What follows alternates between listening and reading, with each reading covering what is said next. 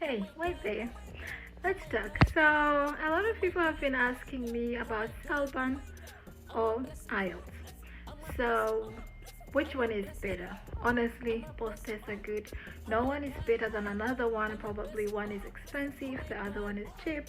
IELTS is British, it's known everywhere. Academic, you can use it for other things.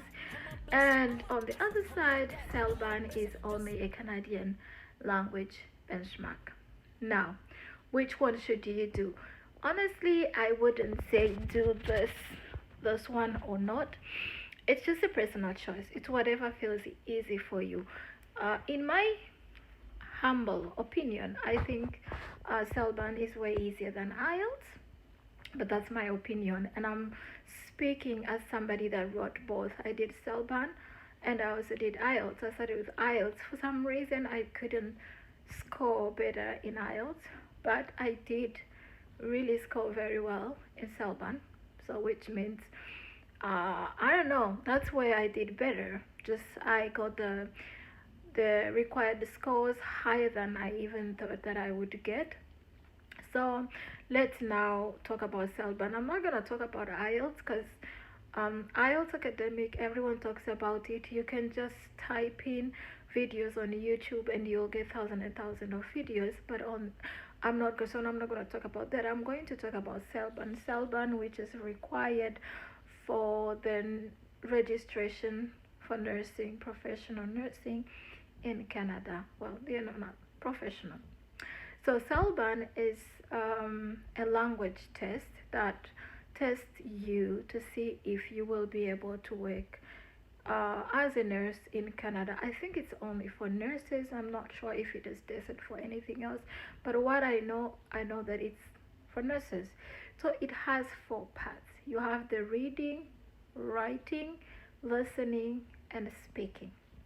So the speaking, it's just like IELTS. You speak to a person, but the scenarios that the person is going to give you, it's in a medical setting. It's in a hospital setting. It can be in a long-term care setting. So it is in medical setting. You're not going to get a scenario that speaks something, I don't know, in the supermarket, something at the university. No, it's 100% in a medical setting. That is the speaking, and it's done on the video. So the examiner will be on the other side. She'll give you a scenario, and then she'll ask you some questions. She'll give you some time to prepare. Then you can express yourself. She'll have time to prepare. Honestly, you have enough time to prepare, and the advantage is you know that this is only going to be a medical setting. It's either the examiner is going to pretend to be a patient, or they're going to pretend to be a doctor giving you orders, but it's still going to be in the medical setting. So preparing for this is very easy because you only have to work on your vocabulary. You will not be tested on any medical abbreviations. You will not be tested on any medical vocabulary. So medical knowledge is not tested. And then you have the reading. Reading, you'll get an article.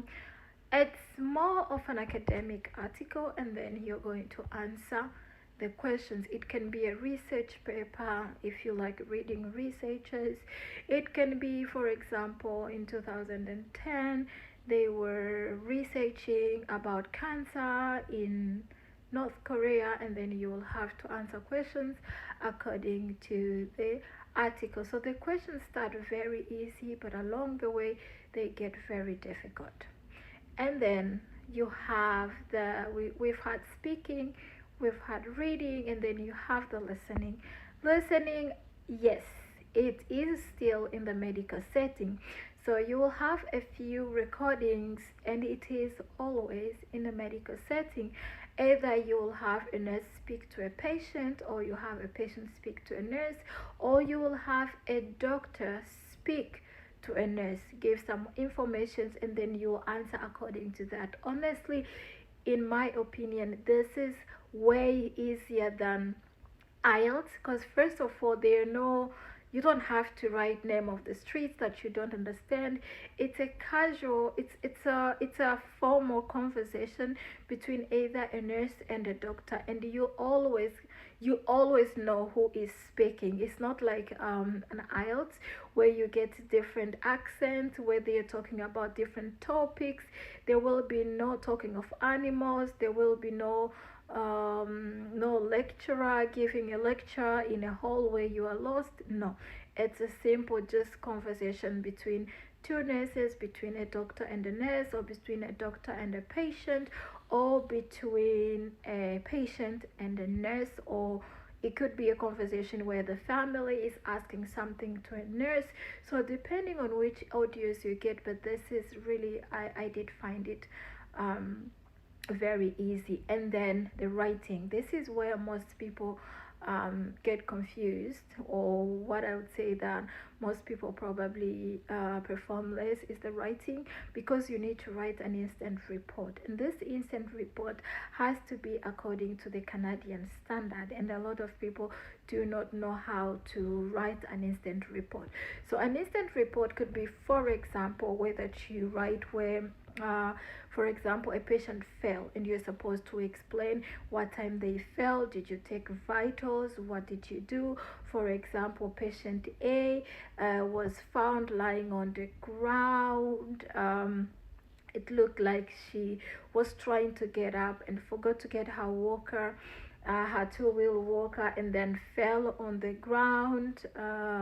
Upon assessment, there are no visible injuries. Patient denies hitting her head. Vitals are as follows. Patient looks stable. MRP contacted. Family was informed, and we will continue to monitor the patient, and stuff like that. So you write an instant report, or for example, you got the wrong packet bladder cells, and you have to explain how it happened, why it came from the lab, and you realize that it was, it's always an instant report, something that happened that shouldn't have happened. So it's always an instant report. Now the instant report might be difficult, but you're not tested on medical on medical vocabulary, so they do not expect you to be writing high. No, you just have to make sure that your sentences are grammatically correct. That's one thing. The second thing, your spelling has to be good, because this is a professional. Remember, the language that you are writing, you are being scored as someone who went to university. So it's an English that is actually required for a bachelor level. So you cannot have spelling mistakes. You cannot have grammar errors.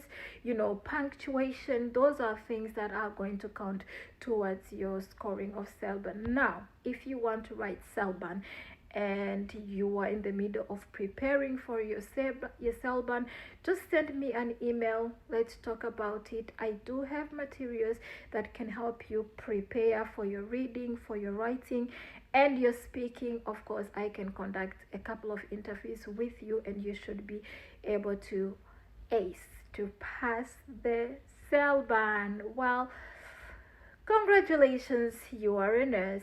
You got this.